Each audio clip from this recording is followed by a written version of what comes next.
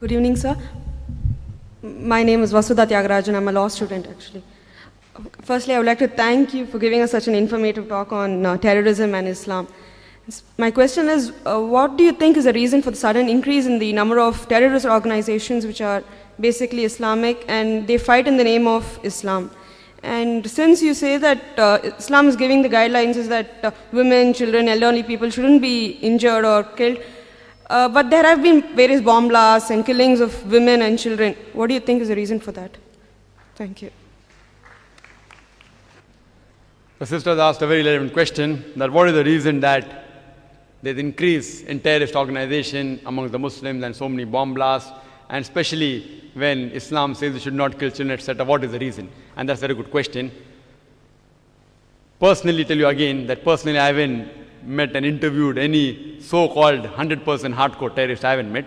But I can give the reasons, the logical answers why such thing may be happening.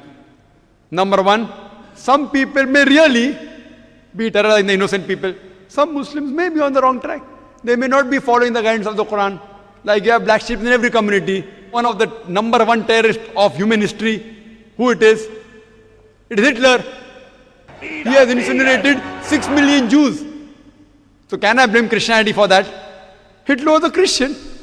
So I can't say because Hitler incinerated 6 million Jews, therefore Christianity says that you have to. He alone, if you add up all the terrorist organizations put together, I doubt whether they'll reach 6 million. One individual alone. Again, Mussolini. Mussolini is a Christian. So just because Mussolini killed thousands of innocent people, that does not mean I can blame Christianity for that. So there may be certain black sheep in the community. Black sheep may be calling themselves Muslims and may be in the wrong, maybe. Point number two.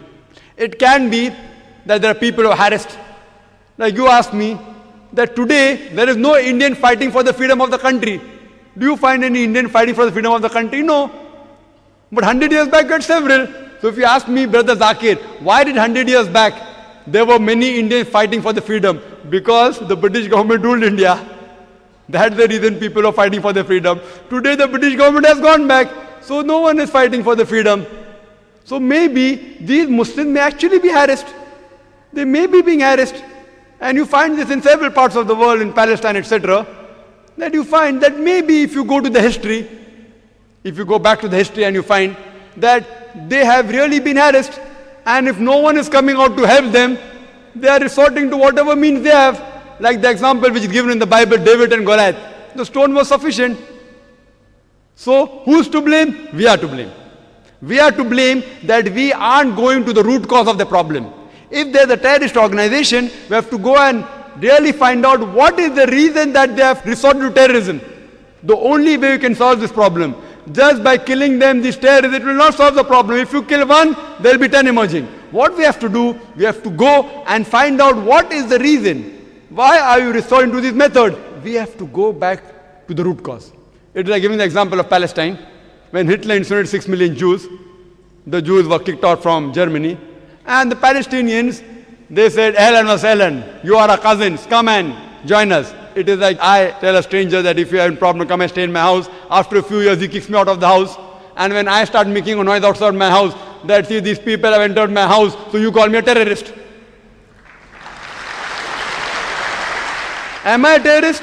I have welcomed a person as a stranger, just as a human brother. I got him to the house. After a few months, he kicks me out, and when I say that I want my house back, you say that I'm a terrorist. Who's to blame? We are to blame. We are to blame. We have to find out that what is the cause of the problem. If we, who Almighty God has given us intelligence, has given even the power and to get together, if we get to the root cause, you will come to know that why should a person want to die? Who would like to die? Who would like to die? A person who says that I say I'm going to get killed, so why not I die and take somebody else also? So if you ask the psychologists, they will tell you the root cause is we have to go and ask these people that why are you doing all this, and many a times you'll find out that the truth is lying behind it. And the truth is that they may be being harassed, and some people may really be terrorists. Some people may be terrorists and the people for money, some people for fame, some people for politics. So I do agree, sister, that but majority what I feel that they are being troubled whether it be Muslims, whether it be Hindu, whether it be Christians, there has to be a backlash. If a person cannot bear whatever torture that is undergoing, he resorts, the psychologists say, and I'm a medical doctor, I have done my studies in medicine, they have to retaliate. It is human nature. So why should a person who would not like to raise a finger, would like to carry a gun in the hand? Why? So what we have to do, we have to find the root cause and try and solve this problem. That's the only way we can see to it that these terrorizing the innocent people will stop and all human beings can live together as one brotherhood.